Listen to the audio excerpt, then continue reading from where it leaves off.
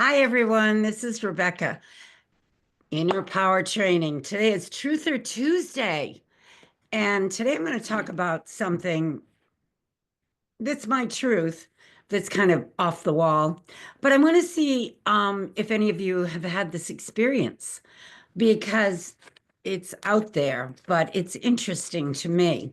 I've told you before, back when I was about 18 years old, I was sitting in a car on the coast of Massachusetts, and three perfect UFO saucers flew in from around Martha's Vineyard area and hovered right over my head. Blinking, orangey, reddish light, little domes on top. Don't remember seeing any windows. They made the right angle turns. They made no noise, and they were awesome. Got out of the car to get a better look at them, hovered right over my head, and then they whipped back out to sea. Well, it was a very life-changing experience, to say the least, because, first of all, I had a very strong interest in extraterrestrials and UFOs and paranormal. I was always like that, even when I was a kid. I was very, very interested in anything that was different. And I remember when I was in high school, by the time I saw these UFOs, I was in college. But when I was in high school, I used to tell my girlfriends I was going to have the first extraterrestrial marriage because I was very bored with human boyfriends, to tell you the truth. I was always kind of looking for unusual circumstances and people that I could communicate on a different level with. And I thought maybe extraterrestrials would fill the bill. But anyway, I saw these three UFOs, and it was life-changing because I got highly, highly, highly motivated to join the airlines. I'd been dabbling with the idea, but this really put, a fire under me to do it. And I started applying aggressively and going to interviews, and I finally got hired by a couple of airlines. And I flew off to go to stew school. Couldn't wait to start going on the airplane so I could interview the pilots and find out what they knew about UFOs. Well, in 1967, I quickly found out they didn't like to talk about it because they were told to never report them and to not talk about them. There was a cover up, a definite cover up. But of course, we would talk when we'd go out to dinner and privately and whatever. It wasn't, but in the cockpit, they would kind of freeze up some of these guys that didn't know me, made them very nervous. It was all men flying for my airline back then.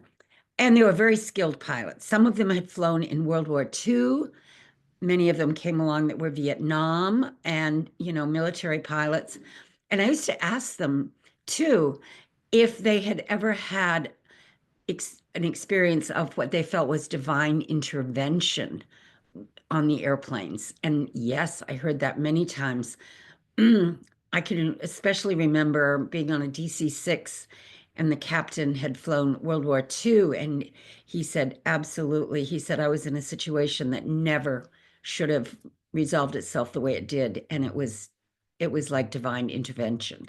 And they told me about those Foo Fighters that pilots were seeing over in Europe during the war. Lots of mysterious things. We used to like to talk about the Bermuda Triangle and what that was all about. I remember one night we were having dinner in a restaurant, a couple of the pilots and flight attendants, and one of the pilots talked about how he had lost a very good friend while he was in the military because he was doing an exercise over Alaska in a fighter jet by himself. And the guy just disappeared from the radar after saying something very kind of unusual. He didn't tell me exactly what the guy said, but it was sort of like there was an indication that something very strange happened. They sent out a massive, massive search party to try to find the wreckage, at least of the airplane, could never find a thing. It just vanished. That was kind of an interesting story. But I read these books by Preston Dennett. He's a very good UFO author who's interviewed tons of people. And he wrote a book called The Healing Power of UFOs, um, Healed by Extraterrestrials. And, after seeing these UFOs, I had a very open mind. And that allowed me to accept different beliefs about things that other people didn't want to even be interested in. Like when I was told how to manifest, my roommate put her fingers in her ears. She was in the room with the man who was teaching me how to use my imagination to feel like I'd already gotten what I wanted. And she actually covered her ears. She didn't want to hear it. She just wanted her boyfriend to come home from Vietnam and get married, which he did. And they did. They got married. I went to her wedding. But everybody's different in what they want to hear. Now, I did have such an open mind that later on, when I got a very bad diagnosis, I was able to believe that there was some way I could heal myself, just like I could manifest. So I found a healer, went to visit her, and had a spontaneous healing right there within a few minutes of after being in her office. My whole consciousness transformed from fear and absolute misery. I was so full of fear from what the doctor had told me to complete freedom, freedom to the point where I didn't even care if I was sick anymore. I felt so good because I had actually gone to that level of consciousness, that higher level where your soul and your higher self resides. And they call it the Christ consciousness, the fifth dimension. And I was free. I was happy. Every cell in my body felt like it was transformed, and I think it was.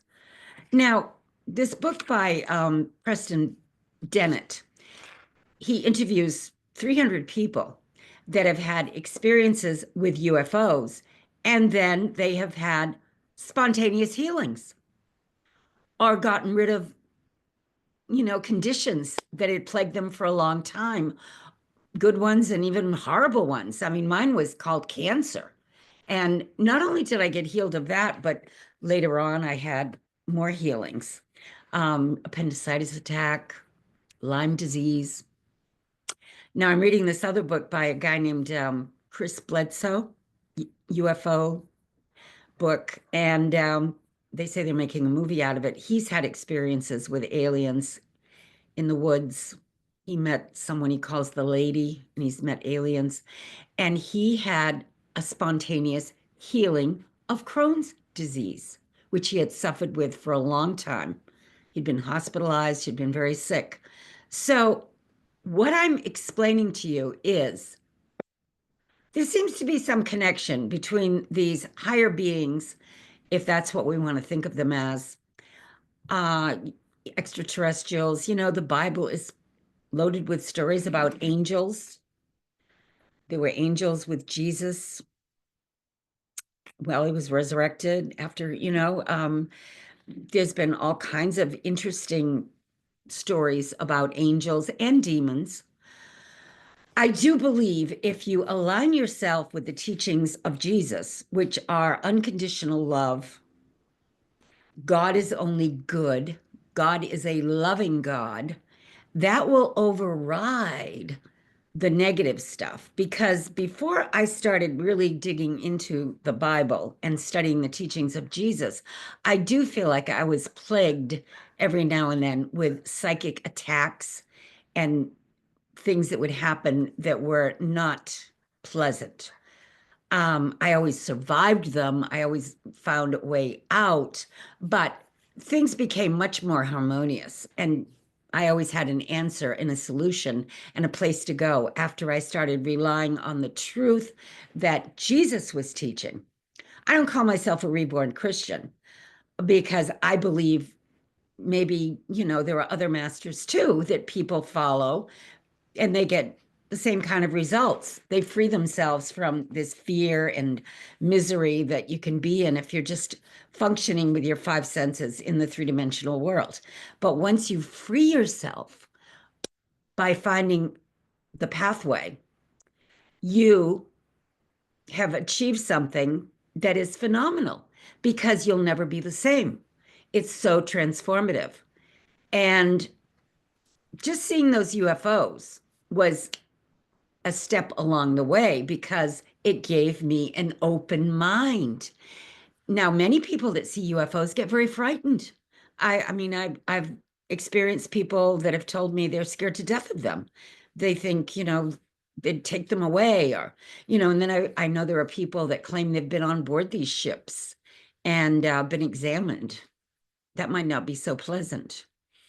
But I feel like whatever it was that showed up for me when I was a teenager was to give me an open mind and a sense of adventure, which motivated me to be a crew member and travel the world. And I also had a revelation when I was in my early 20s that I needed to have a lot of experience in this world, meet a lot of people, have a lot of experiences in different cultures and situations in order to figure out what we're doing here. And, I don't know all the answers, of course, nobody does, but it's much better to be on the path and to be asking the questions to try to find the answers than it is to be completely lost.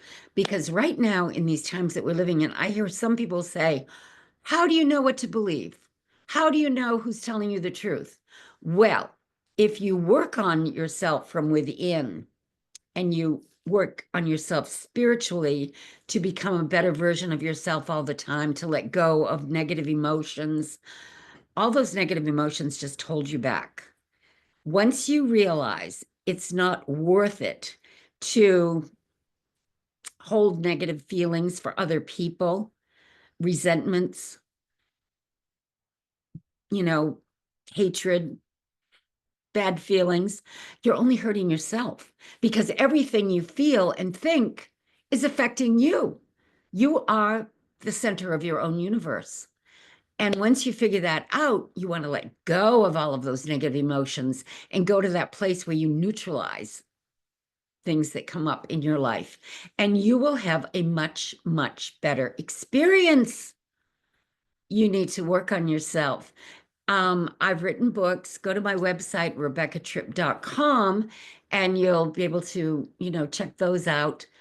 I also have a course called the Mega Manifestation Method. Now, if you're really into manifesting, this course will get you there. It has the long relax, which is part of a training that I used to give all over the country. For 5 solid years, I've trained thousands of people in how to get down to that alpha level of consciousness. Because when you shift your consciousness and change the frequency of your brain to the alpha level and the theta level, that's when you can become a master manifester.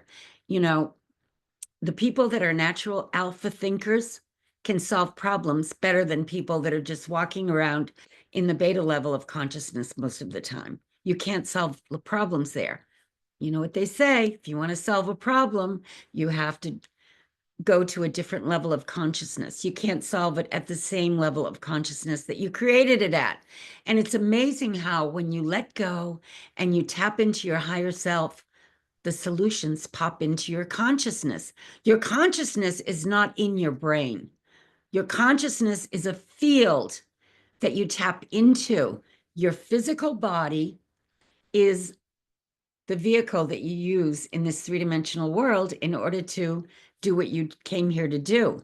But the real you, the eternal you, is not in your body. It's what you tap into using your brain like a radio tower. It can pick up your intuitive messages, understand what you need to know, think like a genius, or you can send messages if you need to communicate. Mental telepathy is real. We'll get into that in a video too, because a lot of people still think it's not even real, but it is. And it's fun to develop these superpowers like mental telepathy, remote viewing.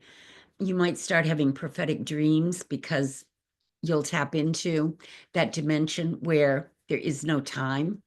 And yes, you can maybe see something that is about to happen and have a positive effect on the outcome of it, neutralize it.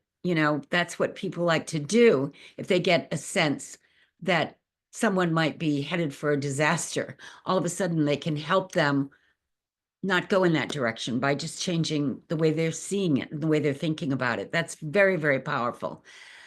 So you can become one of those people that is helping many people if you study metaphysics and the truth, because the world needs it right now. It's looking for light workers, and the light workers are going to, I believe, be in great demand. Go to RebeccaTripp.com and you'll be able to see some of the things I'm about.